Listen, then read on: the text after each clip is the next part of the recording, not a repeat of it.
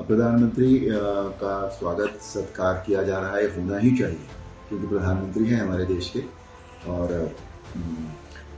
मणिपुर में वो काफ़ी कुछ बहुत सारी योजनाओं को शुरू करने वाले हैं क्योंकि उनके मन में हमेशा हर क्षेत्र का विकास जो होता है वो उनके लिए सर्वोपरि रहता है। देखिए, प्रधानमंत्री नरेंद्र मोदी जी जब से प्रधानमंत्री पद पे बैठे हैं, वो जितनी बार नॉर्थ ईस्ट की यात्रा कर चुके हैं ना, उतना तो पूरे अब तक देश के जितने प्रधानमंत्री हुए हैं सबकी यात्रा मिला दीजिएगा, उससे भी ज्यादा विजिट नरेंद्र मोदी जी के एज प्राइम मिनिस्टर है। प्रधानमंत्री का स्वागत सत्कार किया जा रहा है, होना ही चाहिए क्योंकि प्रधानमंत्री हैं हमारे देश के।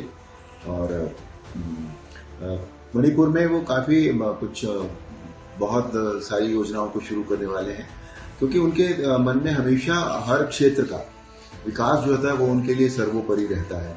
और नॉर्थ ईस्ट के लिए तो वैसे भी उन्होंने बहुत इतना ज़्यादा नॉर्थ ईस्ट का विकास टोटल हो रहा है, तो इसीलिए वो गए हैं। और बहुत अच्छी बात है कि मणिपुर में अब नई नई योजनाएं शुरू।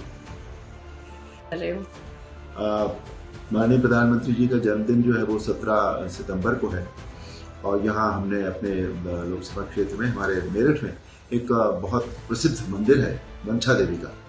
वहाँ जहाँ ये कहा जाता है क्या सत्य है बिल्कुल कि वहाँ जाकर जो भी आप सच्चे मन से आप इच्छा करते हैं, मुराद मांगते हैं, वो पूरी हो जाती है।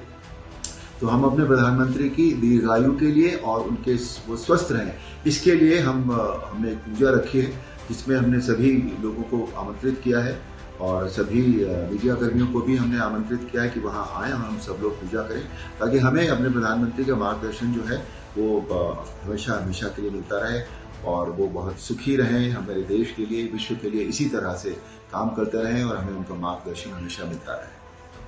और आप दिव्यांगों के लिए जो कार्य करने जा रहे हो, खेल का जो आयोजन किया है, किस प्रकार? हाँ, सांसद खेल महोत्सव के अंतर्गत हम 3 नवंबर से और 11 नवंबर तक हम ये कार्यक्रम कर रहे हैं सांसद खेल महोत्सव का मेरठ में।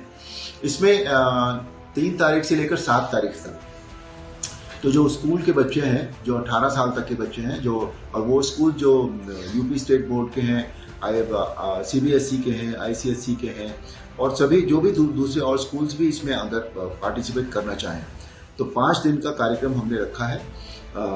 3, 4, 5, 6, 7 ये नवंबर की डेटें हैं। और उसके बाद 2 दिन हमने दिव्यांग जो बच्चे हैं वो उनके स्कूल्स हैं उनको हमने इनवाइट किया है, उनका हम कार्यक्रम करेंगे खेल महोत्सव।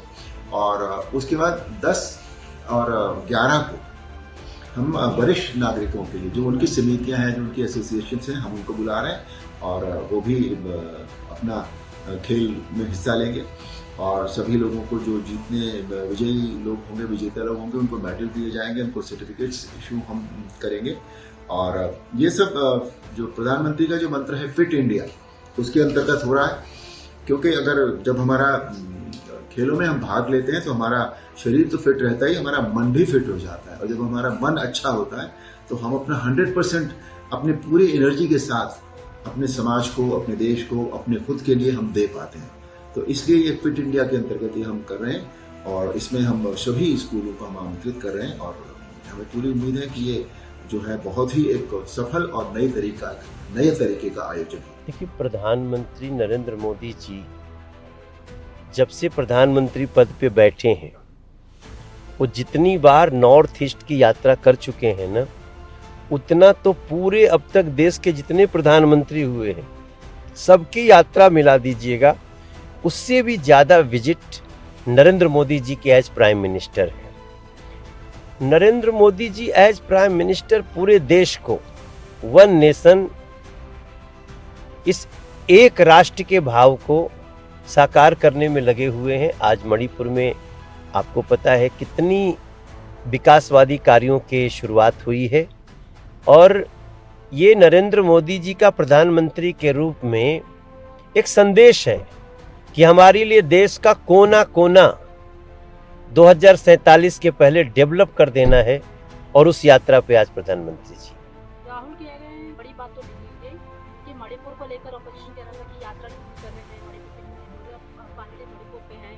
राहुल गांधी कह रहे हैं कि ये कोई बड़ी बात नहीं है, लेकिन वोट चोरी का जो विषय इस पे बात करनी चाहिए। मल्लिकार्जुन खड़गे कह रहे कि शायद फॉरेन ट्रिप हो गई है, लेकिन मणिपुर को लेकर पीएम के मुंह से 2 अच्छे शब्द नहीं निकल रहे हैं। देखो, नरेंद्र मोदी जी प्रधानमंत्री के रूप में देश के कोने कोने की चिंता कर रहे हैं। बिहार हो, मणिपुर हो, बंगाल हो या तमिलनाडु हो या केरल हो या उत्तर प्रदेश बिहार हो, कहीं से भी जहां संभावना होती है वो कार्य करते हैं। राहुल गांधी जैसे मतिभ्रष्ट लोग और विदेशी शक्तियों से संचालित होने वाले लोगों को टिप्पणी करने का कोई भी नैतिक अधिकार नहीं है। नरेंद्र मोदी जी के नेतृत्व में जो एनडीए की सरकार है, वो जिस प्रकार से कार्य कर रही है, देश का आम मानवी उसको महसूस कर रहा है। इसलिए हम काम करने में विश्वास कर रहे हैं। हाथी चल रही है अपने कार्य रास्ते पे, और हम देश को 2047 तक विकसित बना करके देंगे। ये प्रण है नरेंद्र मोदी जी का। आखिरी सवाल यह है कि इलेक्शन कमीशन को वोट चोरी और नेपाल की सिचुएशन ऐसे ही, नेपाल का अपना नाम नहीं है, लेकिन नेपाल की पड़ोसी देश चल रहे थे, एक हाथ में देखते। देखो, ऐसे सपने पालने वाले लोगों को इस देश की जनता राजनीतिक रूप से जमीन में गाड़ देगी।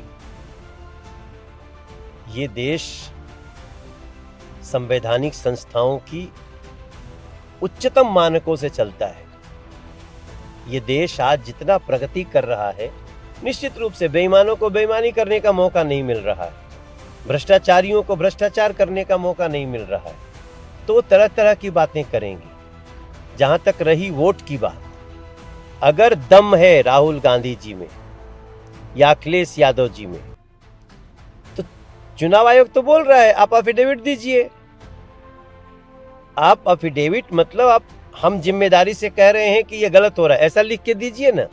क्योंकि जब वो एफिडेविट देंगे और गलत पाए जाएंगे तो उनकी सदस्यता चली जाएगी, इसलिए वो एफिडेविट नहीं दे रहे हैं।